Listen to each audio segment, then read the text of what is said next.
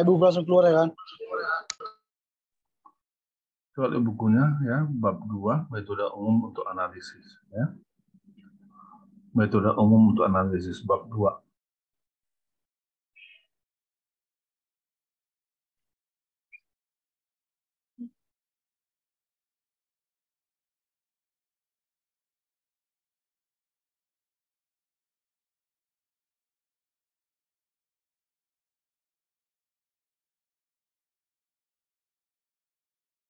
Nah, kita telah bicarakan definisinya minggu yang lalu, bahwa antara perlakuan dengan respons bisa dinyatakan dengan model matematik.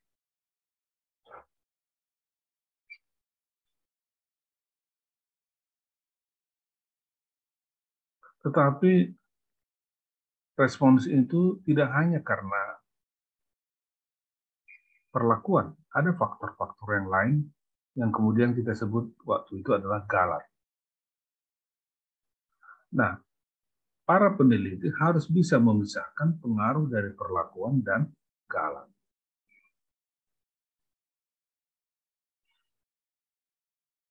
Harus dapat menganalisis yang mana pengaruh galat, yang mana pengaruh perlakuan. Nah, itulah tugas daripada perancangan percuan.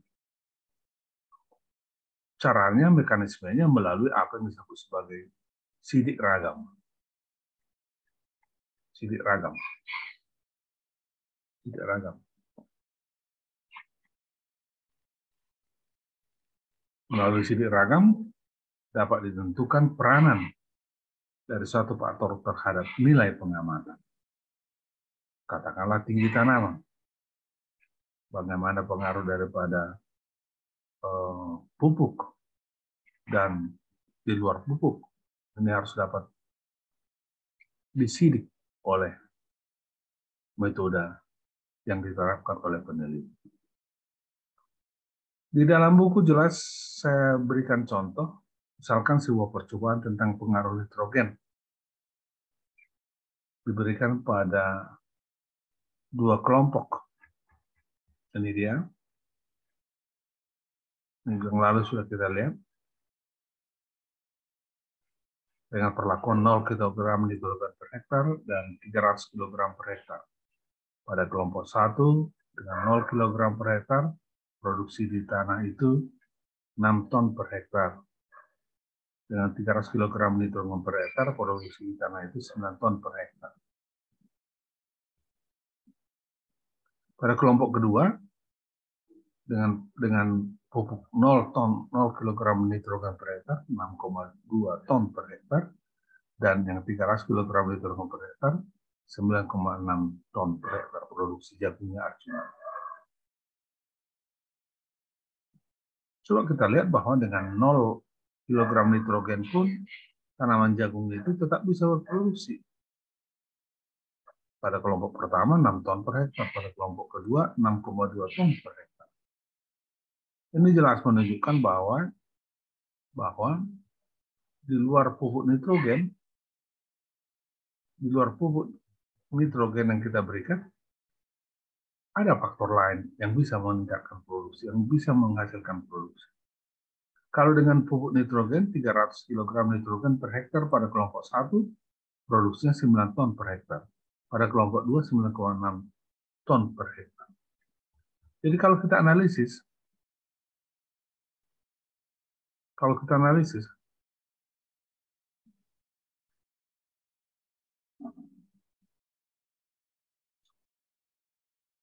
kalau kita jumlahkan semua lalu bagi 4 plot, 6 tambah 9 tambah 9,6 tambah 6,2 bagi 4, awalnya 7,7 ton per hektar lah produksi jagung itu per hektar.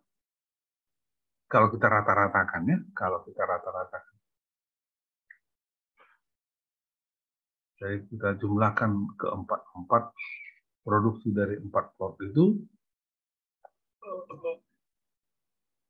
hasilnya adalah 7,7 ton per hektar.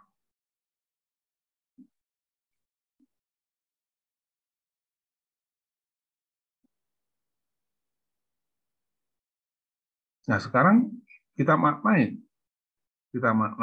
rata-rata itu.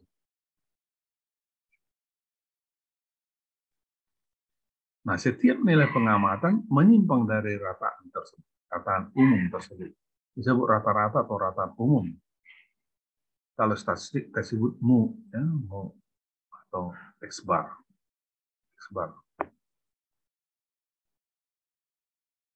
Jadi 6 ton per hektar ini menyimpang dari 7,7. 9,6 ton per hektar ini menyimpang dari 7,7 ton per hektar dari rata-ratanya. 9 ton per hektar ini menyimpang dari rata-ratanya. 6,2 ton per hektar ini menyimpang dari rata-ratanya yang 7,7 ton per hektar tadi.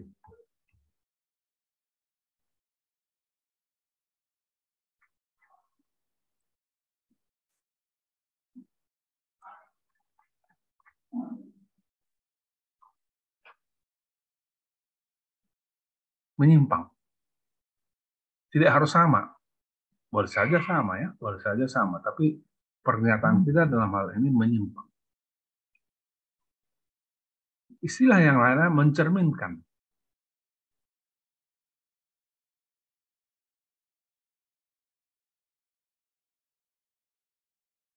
Istilah yang lain adalah mencerminkan.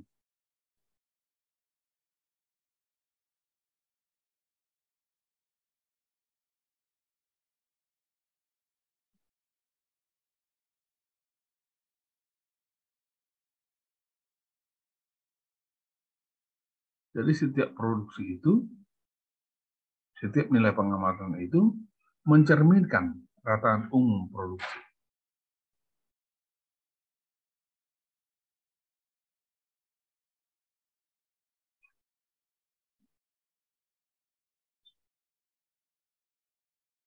Dan bisa juga kita tambahin bahwa setiap produksi itu mencerminkan pengaruh perlakuan. Karena itu adalah kelompok juga mencerminkan pengaruh kelompok.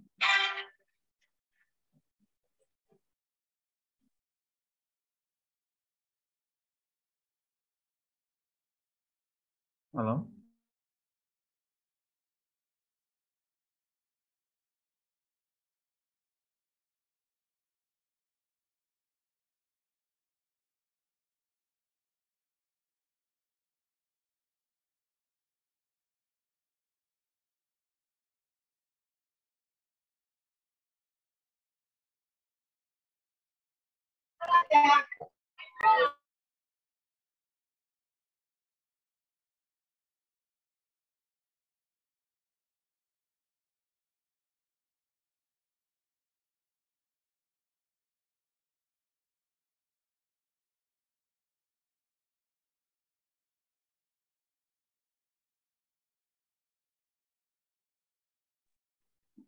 Sorry, ada telepon sangat penting, rupanya nggak penting. Kukira penting, tapi ternyata tidak penting. Jadi setiap produksi itu mencerminkan pengaruh perlakuan, rataan umum tadi jelas, pengaruh perlakuan, pengaruh kelompok, dan pengaruh galak percobaan. Jadi ada pengaruh kelompok tadi, ada pengaruh galak percobaan. Jadi kalau kita katakan, ada 4 komponen yang diekspresikan oleh setiap pengamatan tersebut, yaitu rataan umum atau nilai tengah, mu. Semua nilai pengamatan berfluktuasi dari rataan umum 7,7 tadi.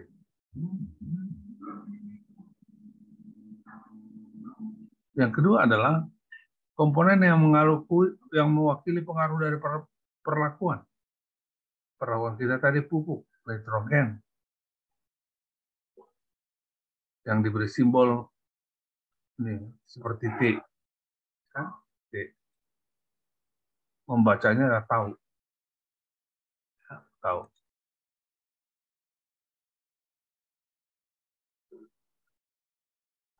Kemudian kalau komponen yang mewakili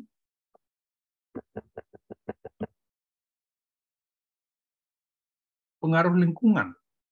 Itu tadi kita sudah kelompokkan. Kelompok 1, kelompok 2.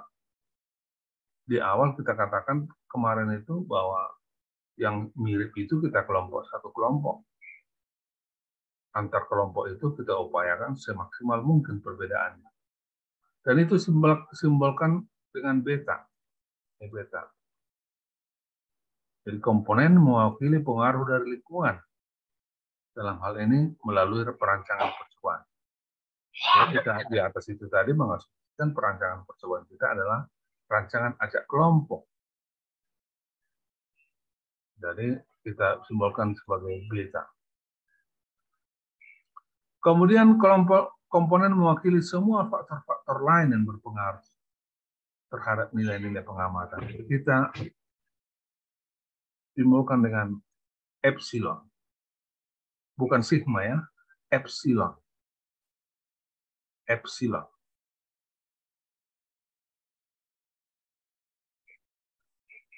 Jadi komponen ini terjadi due to chance.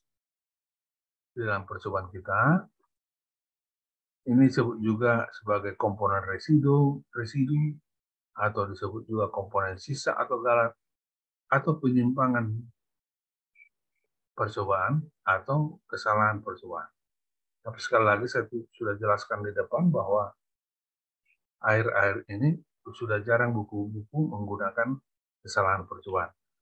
Dalam bahasa Indonesia itu digunakan galat, faktor lain di luar yang kita sebut tadi, di luar perlakuan, di luar perancangan percobaan, itu disebut dengan galat. Nah, dengan menggunakan keempat komponen tersebut, kita bisa nyatakan hubungan matematis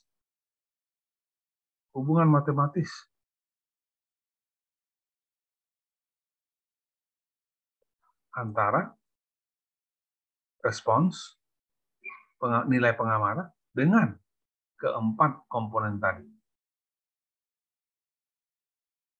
Oke, inilah dia. Y/IJ sama dengan mu tambah tau I tambah beta J tambah epsilon IJ. Y/IJ itu adalah nilai pengamatan. Jadi artinya nilai pengamatan itu sama dengan pengaruh mencerminkan nilai rata-rata, mu mencerminkan pengaruh perlakuan, tau I mencerminkan pengaruh lingkungan dalam ini kelompok, dan mencerminkan faktor-faktor di luar daripada yang kita sebutkan tadi, yaitu epsilon. Jadi kalau kita sebutkan beginilah dia penyebutannya. Y/IJ pengamatan pada perlakuan KI pada kelompok KJ. Mu nilai tengah. Tau I pengaruh perlakuan KI. I itu sama dengan 1, 2, 3 sampai T. Beta J pengaruh kelompok KJ. J itu sama 1, 2, 3 sampai R. R itu ulangan. Epsilon IJ adalah galat pada perlakuan KI pada kelompok KI. Jadi galat. Di luar ketiga faktor tadi. Nah, pada model matematik ini, kita sebut bersifat aditif. Perlakuan dan pengaruh kelompok bersifat aditif. Maksudnya menambah, saling menambah.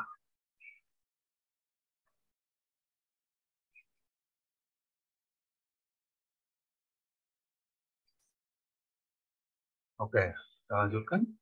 Ini prinsip-prinsip ya, model umum. Nilai mu, nilai tau, nilai beta, J, dan epsilon tidak diketahui. Maka nilai-nilai tersebut diduga dengan M, T, I, dan BI, serta E, I, J. Diduga.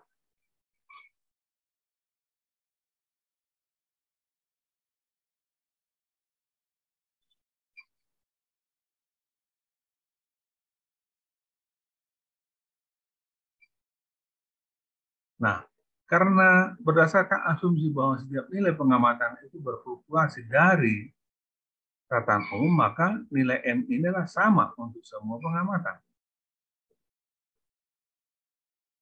Sama untuk semua pengamatan. Akibatnya apa? Keragaman M sama dengan 0. M itu tidak beragam, tidak berbeda-beda. Sama. Karenanya sama dengan 0. M kurang M kan 0.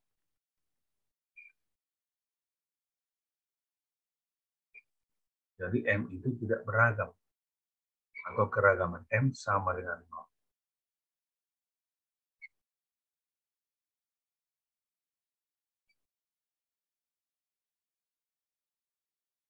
Nah, karena keragaman M sama dengan 0, maka dari mana sumber keragaman dari nilai pengamatan itu?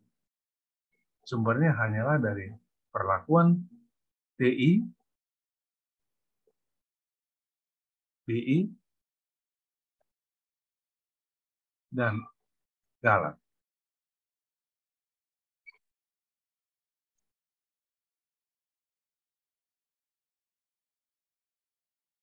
Inilah sumber keragaman dari model ini. South